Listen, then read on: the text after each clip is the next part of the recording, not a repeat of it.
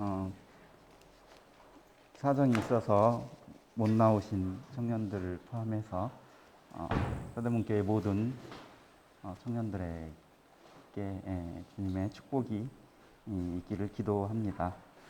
오늘 5과 오늘 말씀은 본문 말씀은 이제 5과 오늘 순서인데요.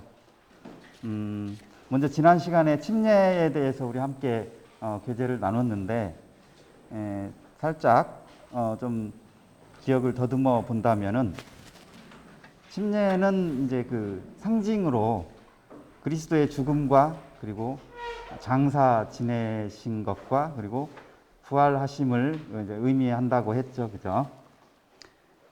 그리고 그 침례에 순종한 우리 성도들은 그러한 그리스도와 연합되고 그리고 동일시 되었다라는 것을 이렇게 고백하는 게 이제 침례에 순종하는 것에 대한 우리의 의미고, 한 가지 더 이제 그 침례에 순종한다는 것은 우리가 구원받았음을 외적으로 또는 공적으로 이렇게 고백하고 증거한다는 의미가 있다라고 지난주에 이제 함께 나눴고, 그리고 무엇보다도 그런 그냥 겉으로 드러나는 침례 받았다는 그 사실보다 더 중요한 것은 실질적으로 우리가 침례에 합당한 삶을 사는 것이 더 중요하다라고 함께 나눴던 교제를 기억할 수 있을 것 같습니다.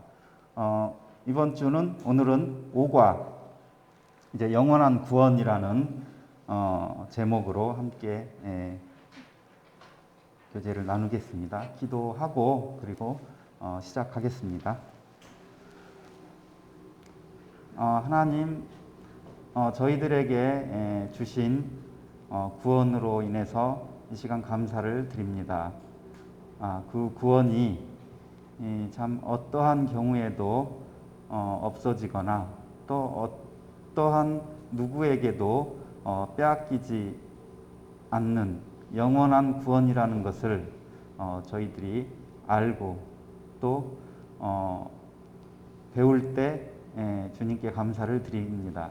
이 시간이 그러한 시간이 되기를 원하며, 혹시 저희들이 알지 못하거나 이해하지 못하는 것이 있을 때 주님께서 저희를 도우시고 인도하셔서 온전히 지혜 있는 자로 돌봐주시기를 기도를 드립니다. 함께 하는 모든 시간을 우리 주님께 의탁을 드리오며 우리 주 예수 그리스도의 이름으로 기도드렸습니다. 아멘. 오늘 배울 내용을 이제 목차를 통해서 좀 간단하게 미리 좀 어떤 내용들이 있는지 한번 살펴보시겠습니다. 먼저 이제 간단하게 서론의 말씀이 잠깐 있고요. 본론에 해당되는 말씀의 내용이 크게 두 주제로 나눌 수가 있는데, 첫 번째는 이제 영원한 구원의 완성이라는 제목이에요. 그래서 어떻게 우리가 받은 구원이 영원한 구원으로 이렇게 완성이 되었는지에 대한 그 내용이 이제 설명되어지고, 두 번째에 이제 해당하는 내용이 그럼에도 불구하고 영원한 구원에 대해서 의문을 갖는 사람들 또는 뭐 그렇게 주장하는 사람들이 있다라는 거죠. 그들이 그렇게 주장하고 그런 의문을 갖게 되는 그 부분에 대해서 이제 두 번째 본론에서 좀 살펴보고 마지막으로 이렇게 결론을 내리고 마치도록 하겠습니다. 자, 서론 부분인데요. 서론인데 사실은 결론이 사실 서론에 있어요. 그러니까 영원한 구원은 하나님께서 이미 선포하시고 약속하신 내용이에요. 이사야서 51장 6절 그 뒤에 보면은 뒷부분에 나의 구원은 영원히 있고 라고 이미 하나님께서 사실은 수천 년 전에 그렇게 선포하셨어요. 그죠? 물론 우리가 그 믿음, 그 말씀 하나를 믿는 믿음으로 우리는 우리에게 영원한 구원이 있다라는 것을 알 수 있지만은, 그렇지만은 좀 더 구체적이고 그리고 세부적으로 하나님께서 그렇게 선포하신 그 내용이 어떻게 완성되어졌는지를 이제 좀 세부적으로 살펴보게 될 것입니다. 그리고 하나님께서 약속하신, 선포하신 그 구원이 예수 그리스도께서 이루셨고요. 그죠? 그리고 예수 그리스도께서 이루신 그 영원한 생명은 하나님의 선물입니다. 그리고 믿는 자의 구원은 절대 안전하고 확실하게 지속된다라고 서론에서 간단하게 그렇게 설명이 되어졌습니다. 그럼 이제 본론에 들어가서 영원한 구원이 어떻게 완성되었는지를 6가지의 그 꼭지로 설명을 할 수가 있는데요. 그 첫 번째는 온전한 출생으로 인해서 구원은 영원하다라는 거예요. 그럼 출생은 무엇을 의미합니까? 그것은 바로 우리들의 거듭남, 영적인 출생을 의미합니다. 우리가 예수 그리스도의 이름을 믿고, 그러니까 복음을 듣고 구원자요 메시아인 예수 그리스도의 이름을 믿음으로 우리가 진실로 거듭났다면은 우리의 그러한 영적 출생은 온전하다라는 거죠. 그죠? 그리고 우리가 이 영적으로 거듭난 것은 한 번뿐이라는 사실이에요. 만약에 가정을 해봐요. 우리가 영적으로 거듭났는데 뭔가 자신이 보기에나 누가 보기에 뭔가 좀 불완전해 보이고 좀 허술해서 안 되겠어요. 다시 거듭나야 되겠다라고 한다면은 그 거듭남이 온전할 수가 있냐는 거죠. 그죠? 그럴 수가 없기 때문에 우리의 거듭남이 온전하고 그 구원이 영원하다는 겁니다. 두 번째는 온전한 희생을 통해서 구원이 완성된다는 거죠. 이 온전한 희생은 예수 그리스도의 사역을 의미하는데요.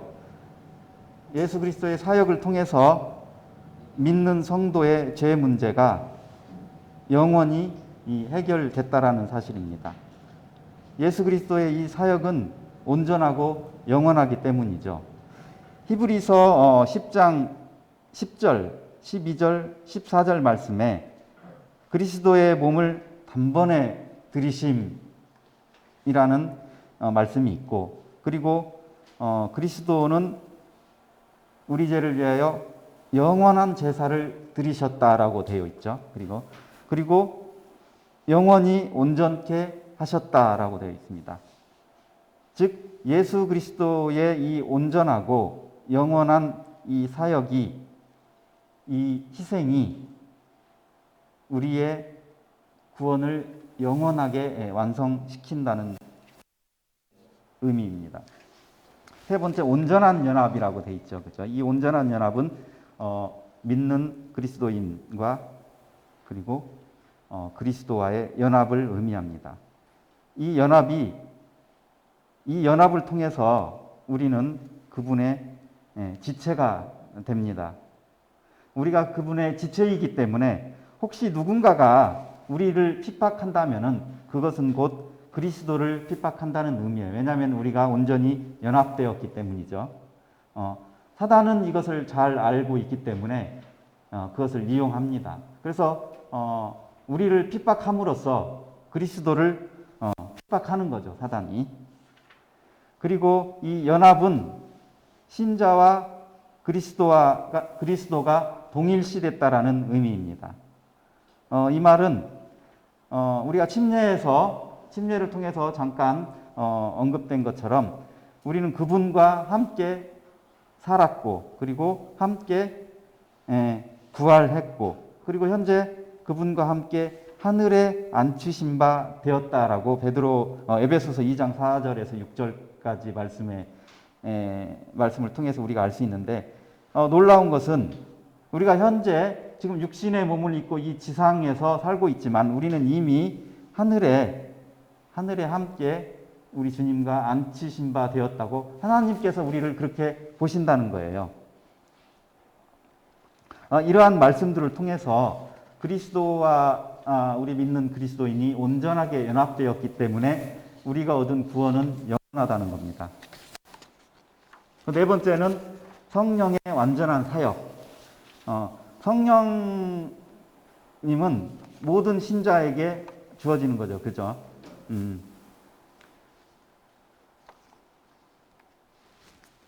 성령은 예수 그리스도께서 잡히시기 전 마지막 제자들에게 약속하신 그 약속대로 오순절에 제자들에게 먼저 임했고, 그 이후로 모든 믿는 그리스도인에게 그 믿는 순간에 성령이 함께 임하십니다.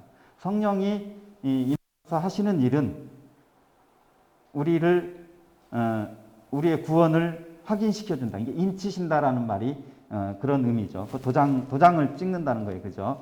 우리를 인치시고 우리의 구원을 보증하신다는 거죠. 성령께서. 이와 같이 모든 믿는 자들의 이 구속, 구원은 하나님의 성령을 통해서, 성령의 인치심을 통해서 하나님께서 보증하시기 때문에 우리의 구원. 그리고 다섯 번째, 완전한 변호. 누군가가 우리의 구원에 대해서 변호하신다는 거예요. 그분이 바로 주 예수님이죠.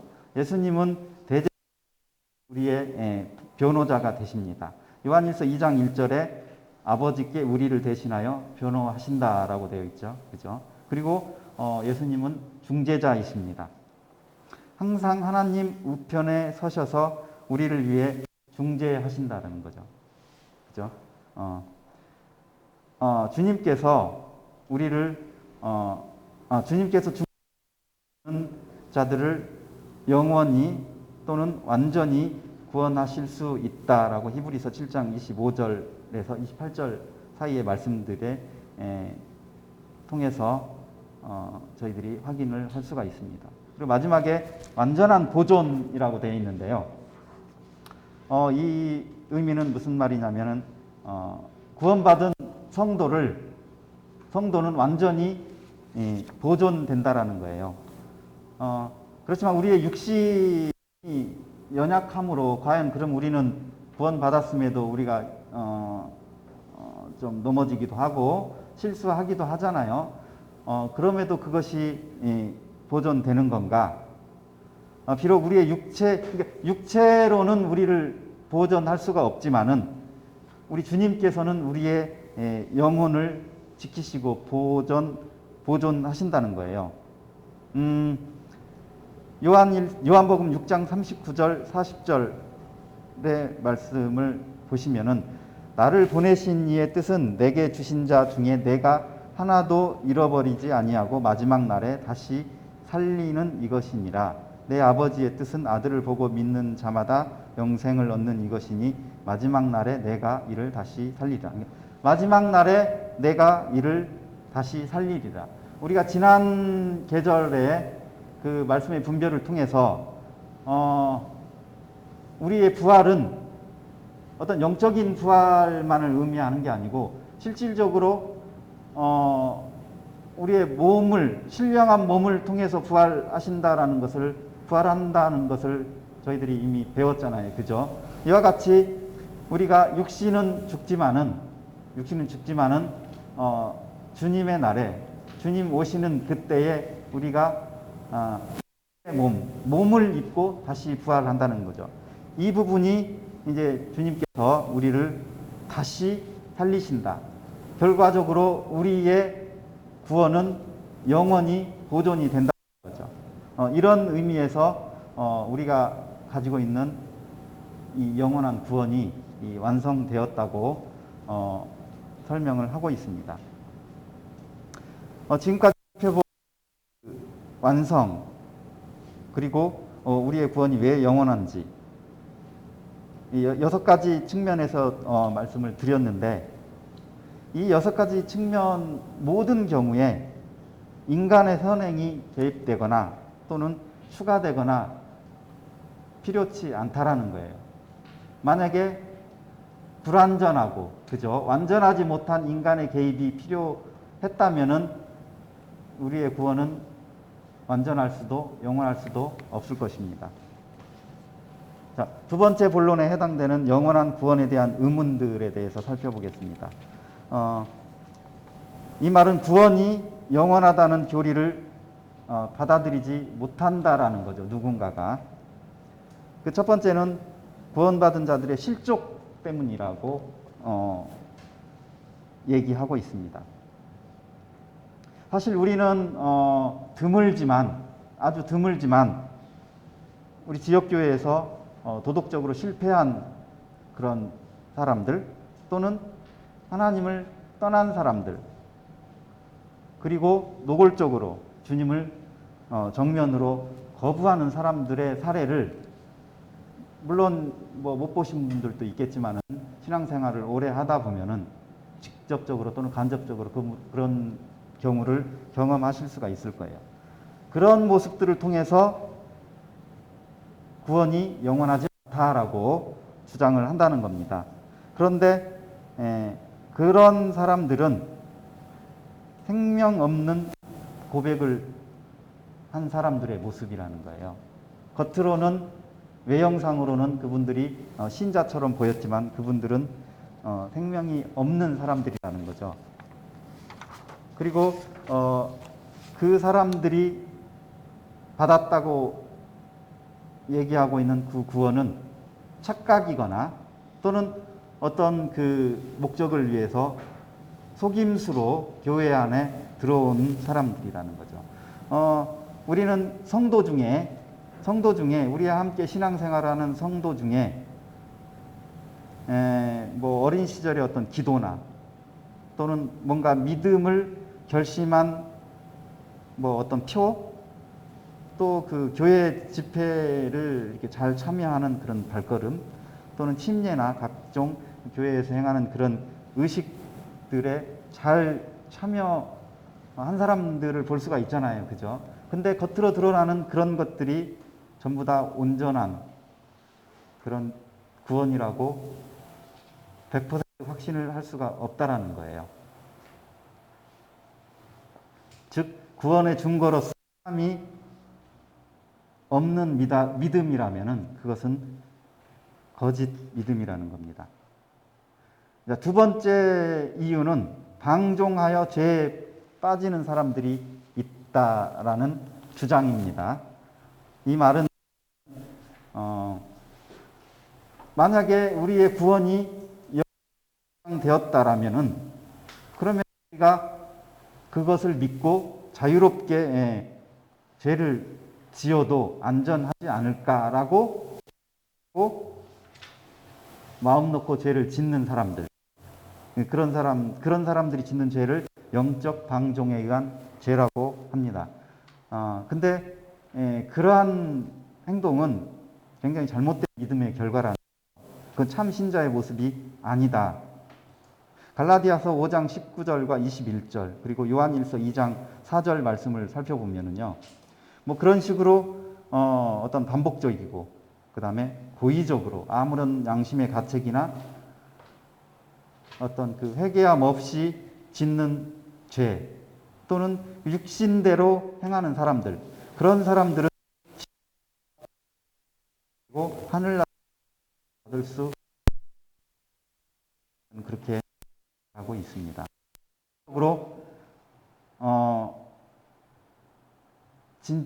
진실로 거듭난 사람이라면 그런 영적 방종에 의한 죄를 지을 수가 없다라는 거죠. 그죠? 그런데 그렇지 못한 사람들의 그런 외형을 보고 구원이 영원하지 못하다라고 의문을 갖는다라는 겁니다. 그러면은 우리 성도들의 눈에 보이는, 그죠? 그런 그 연약한 모습들은 어떻게 되느냐?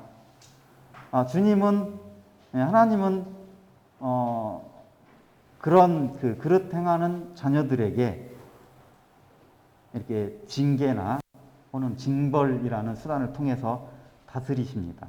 근데 이러한 징계는 그 하나님의 가족에서 이렇게 제외되는 그런 것과는 다른 것이죠.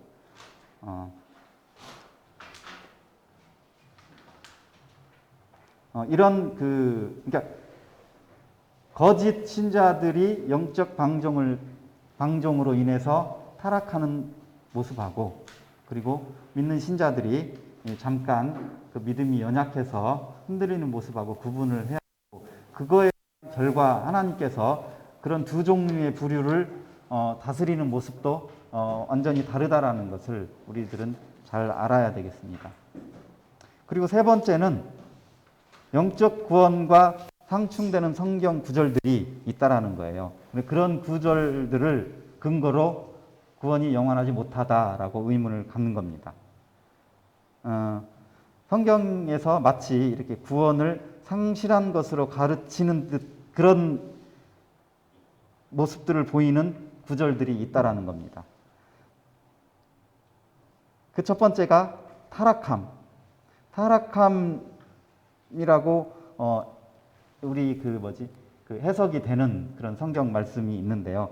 원래 이 타락이라는 말은 원어로 이제 아포스타시아, 헬라어로 이 원어를 이제 타락이나 또는 배교, 배신 뭐 이렇게 해석이 됐는데, 신약교회에서는 2번밖에 사용되지 않았다고 그래요. 그러니까 꼭 이 원어를 쓰지 않았더라도 우리말 성경에는 이런 타락한 모습으로 해석된 그런 말씀들이 사실 많이 있어요. 근데 이러한 모습들도 마찬가지로 앞에서 설명한 두 부류의 설명한 사람들과 마찬가지로 그들은 참된 신자가 아니라는 겁니다. 요한일서 2장 19절에 보면은 그들이 우리에게 나갔으나 우리에게 속하지 아니하였나니, 그리고 뒷부분에서 그들이 나간 것은 다 우리에게 속하지 아니함을 나타내려 함이라고 하나님께서 이렇게 선포하셨습니다. 그러니까 원래부터 그들은 믿음 안에 없었다라는 거예요. 타락한 게 아니고. 우리 주변에 보면은 가만히 들어온 사람들이 있다라는 거예요. 가만히 들어왔다라는 것은 몰래 숨어서 들어왔다라는 의미보다는 믿음을 고백했지만은 그게 진실된 믿음이 아닌 그런 믿음으로 들어온 사람들을 의미하는 것 같아요. 그리고 그들은 기탄 없이 너희와 함께 먹는다. 유다서 1장 12절 말씀인데, 그리고 이 말은 일단 그 외형상으로는 성도와 동일하게 함께 먹고, 여기서 먹는다는 의미가 이제 뭐 이렇게 만찬을 통한 예배의 모습인지 아니면은 성도와 함께 하는 그 애찬인지에 대한 분별은 뭐 정확히 할 수는 없지만은 어쨌든 두 가지 다 외형상으로 성도와 똑같은 그런 신앙생활을 하고 있다라는 거죠. 근데 그러한 부분들은 성경에서 경건한 모양은 있으나 경건치 아니하다라고 했고요. 그리고 물 없는 구름이다라고 했어요. 물 없는 구름이 표현이 좀 그죠? 이해하기 좀 어렵죠, 그죠? 구름은 물을 머금고 있어야 되는데 구름이 물이 없어서 여기저기 막 흔들린다는 거죠. 그러니까 이 말은 어떤 믿음의 결과로서의 행함이 없음을 뜻하는 그런 의미입니다. 그리고 성령이 없는 자들, 성경에는 유다서에서 이렇게 타락한 사람들에 대한 표현을 이렇게 하고 있습니다. 그리고 조건적인 문장들이 있어요. 그러니까 만일 뭐뭐 하면은 뭐 구원을 받을 것이다라든가 아니면은 구원을 받지 못할 것이다라든가 뭐 이런 조건적인 문장이 많이 있는데 그런 말씀들을 이제 잘못 해석하면은 마치 구원이 일정한 방식의 삶을 지속할 때만 유지된다라는 의미로 오해할 수가 있다라는 거죠. 즉 쉽게 말하면은 구원의 어떠한 행위의 조건이 필요하다라는 그런 오해할 수 있을 법한 성경 말씀이 있다라는 거예요. 예를 들어서 이제 야고보서 2장 17절에 이런 말씀이 있어요. 다 아시는 말씀인데, 이와 같이 행함이 없는 믿음은 그 자체가 죽은 것이다 라는 말씀이 있는데, 아까 말씀드린 것처럼 오해하는 해석을 하면은 행함이 없는 믿음, 이 얘기는 믿음 앞에 행함이 있어야 된다라고 오해할 수가 있다라는 거죠.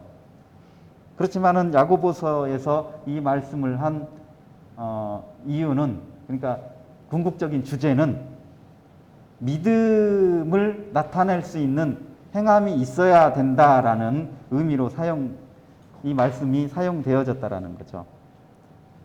그리고 한 말씀 더 이렇게 보면은 마태복음 24장 13절 말씀인데요. 그러나 끝까지 견디는 자는 구원을 얻으리라. 이 말씀도 잘못 해석하면은 끝까지 견뎌야 하는 어떤 행위 있죠. 노력. 그런 노력이 있어야 구원을 얻는다라고 우리가 해석할 수가 있다라는 거죠. 사실은 끝까지 견딤으로 구원을 받는 것이 아니라 끝까지 견디는 자가 진실로 구원받은 자라는 의미입니다.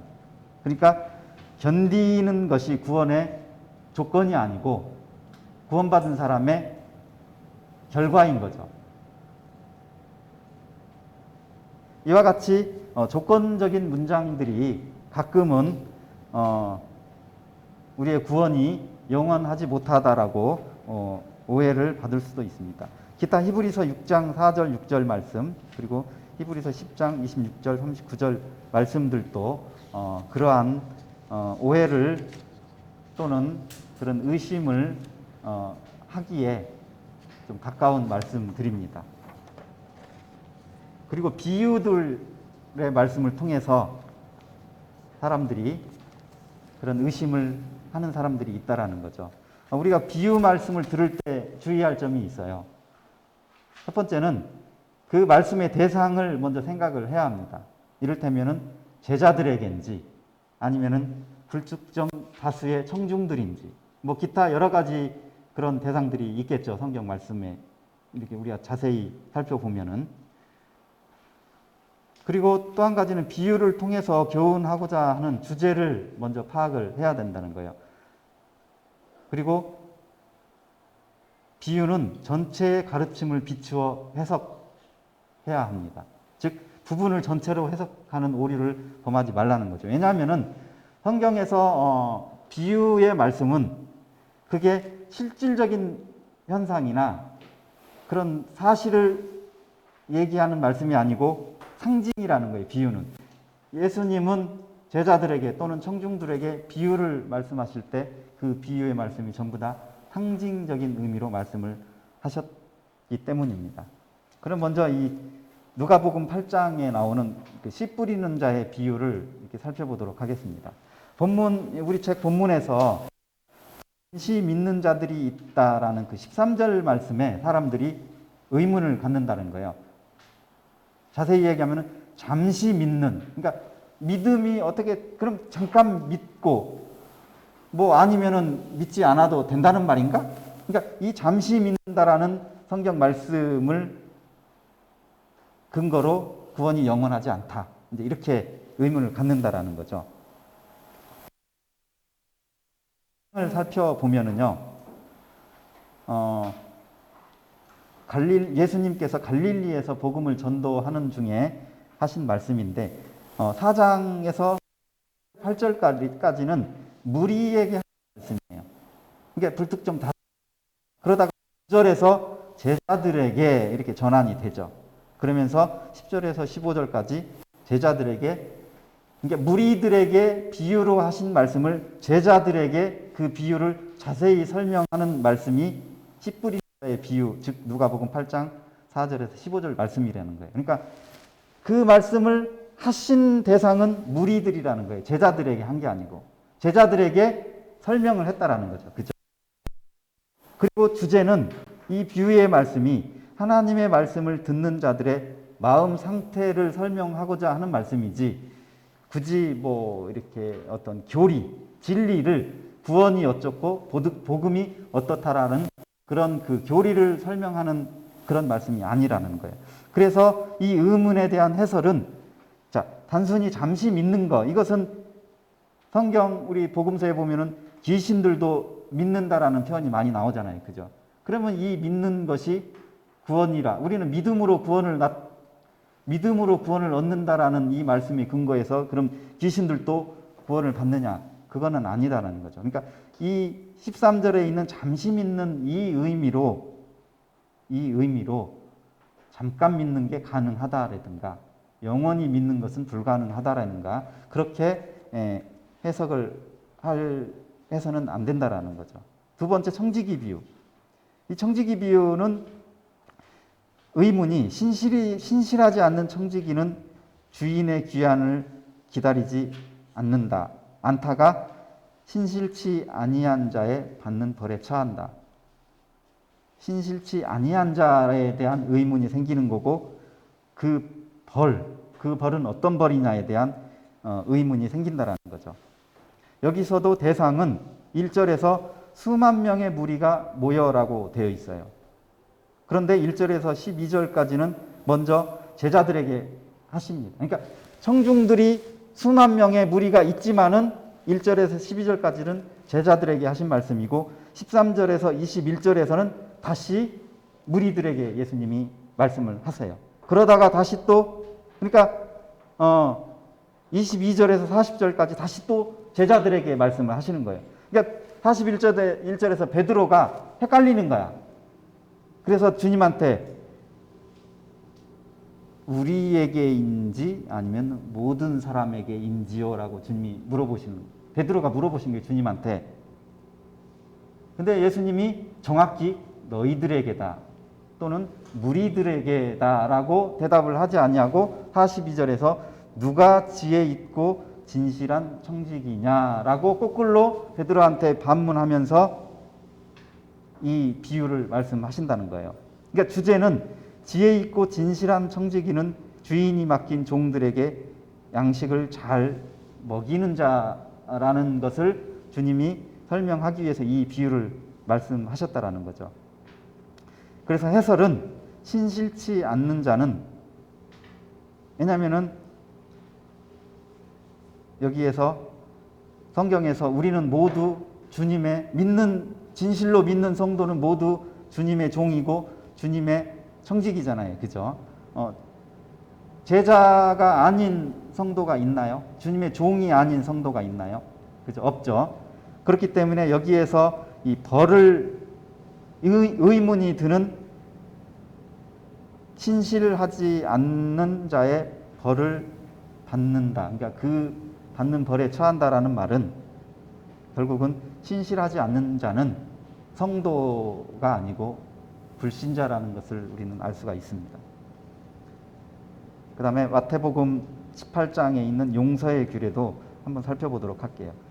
여기에서 의문은 하나님께서 우리를 용서하지 않는다라는 것, 그리고 악한 종은 옥졸들에게 넘겨졌다. 그러니까 용서하지 않는다라는 말씀하고 옥졸들에게 넘겨졌다라는 말씀이 의문이 드는 거예요. 만약에 이 말씀의 대상이 성도라면은 그럴 수가 있냐라는 거죠. 그죠? 그러면 이 비유의 말씀에 대한 대상을 한번 살펴보도록 하겠습니다.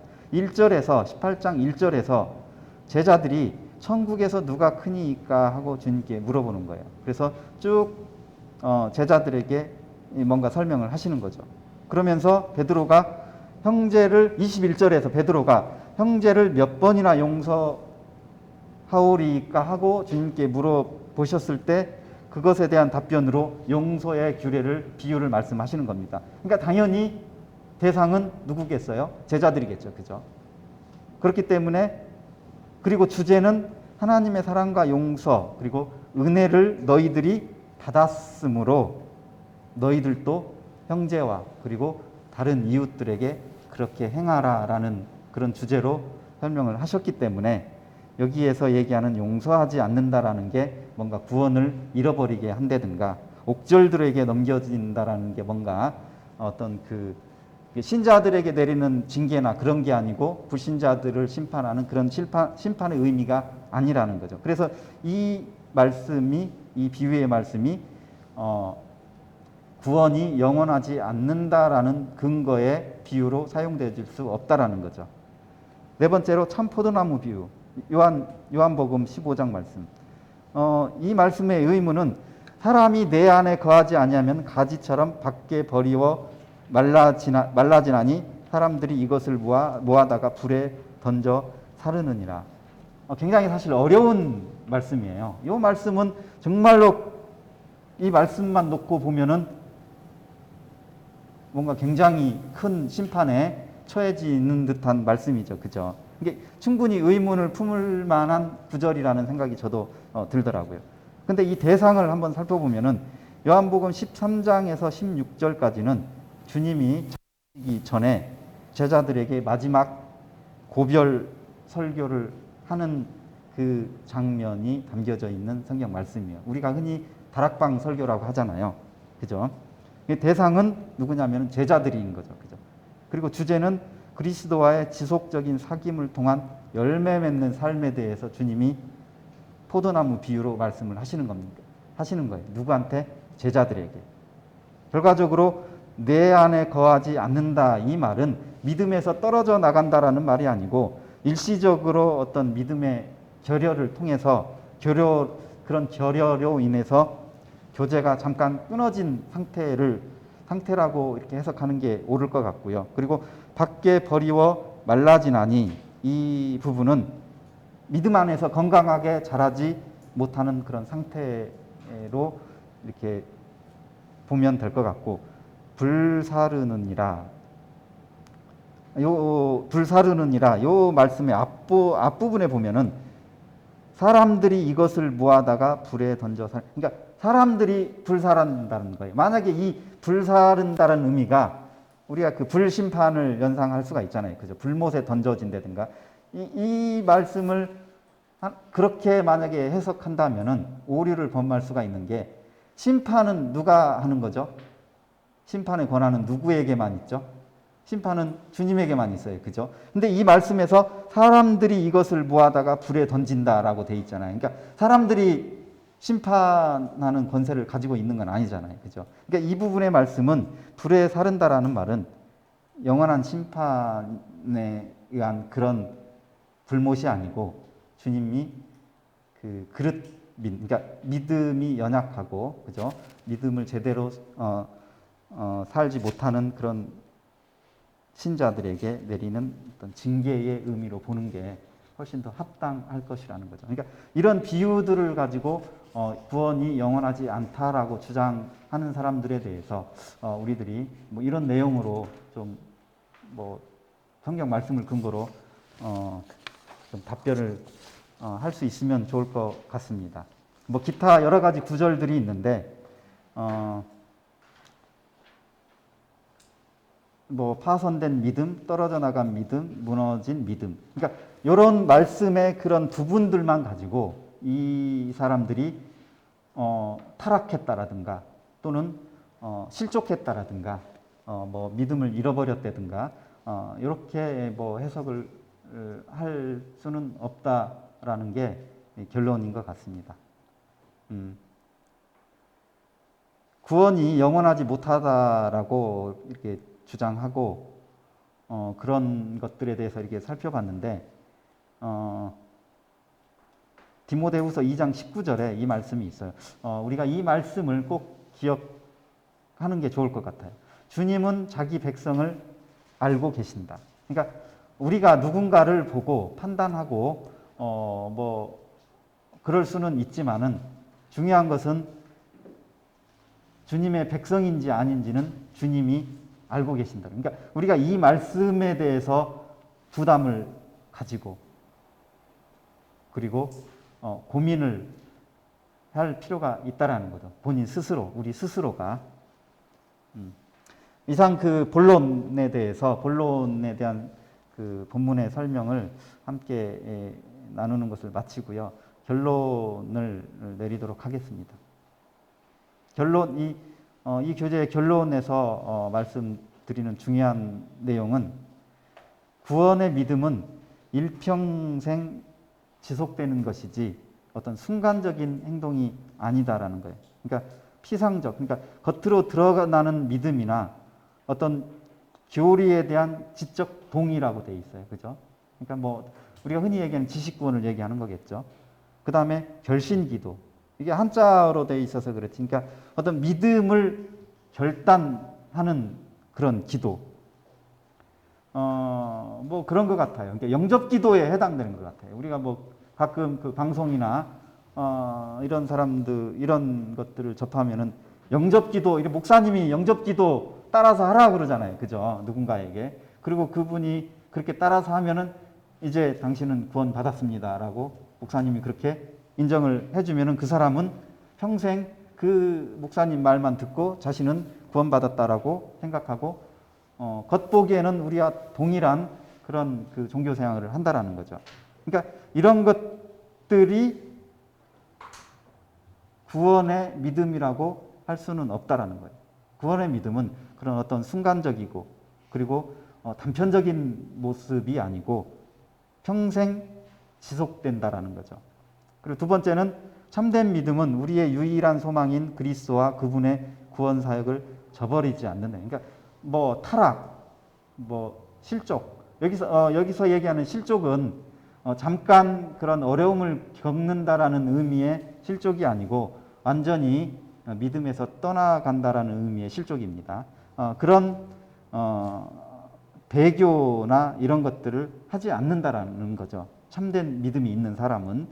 그리고 세 번째로 참된 구원은 스스로 믿음이 있다라고 고백하는 것이 아니고 자신의 삶을 통해서 믿음의 실제성을 입증해 보인다라는 거죠. 그러니까 우리가 이렇게 말로 성경에서 그런 그 주님도 그런 그 바리새인들의 그런 외식을 경계하셨잖아요. 그죠? 말뿐인 그런 믿음의 고백이 아니라 묵묵히 조용히 우리의 그런 그 믿음의 실제성을 삶을 통해서 드러내는 것, 그것이 바로 참된 구원이라는 겁니다. 지금까지 사실 그 앞부분, 구원, 영원한 구원이 어떻게 완성되었는지 이 부분은 우리가 지금까지 교회 안에서 많이 들어왔고 접했던 내용이고 그래서 어렵지는 않았을 거예요. 근데 뒷부분이 좀 이렇게 좀 생소한 부분도 있고, 그럴 수도 있어? 그런 사람들도 있어? 뭐 이런 생각들 때문에 좀 이번 5과는 뒷부분이 좀 어렵지 않았나, 우리가 함께 공부하는데 그런 생각이 들고, 저도 좀 내용 이해하는데 사실 좀 어려운 부분이 있었어요. 그러니까 내가 그냥 이해하는 거하고 누군가에게 본문의 내용을 이해시키는 거하고는 좀 다르잖아요. 그죠? 그래서 좀 어려움이 있었다라는 말씀을 좀 드리고 싶고, 그럼에도 불구하고 이런 시간들이 우리들에게 성경 말씀을 더 잘 이렇게 알게 하는 계기가 되고, 그리고 이것들을 통해서 하나님께 우리가 더 가까이 가는 시간들이 된다라는 사실에 감사가 됩니다. 자, 여러분 모두가 장차 그리스도의 심판대에서 주님이 나는 너를 도무지 알지 못한다라는 이 두려운 말씀을 듣지 않기를 바라면서 기도하고 마치도록 하겠습니다.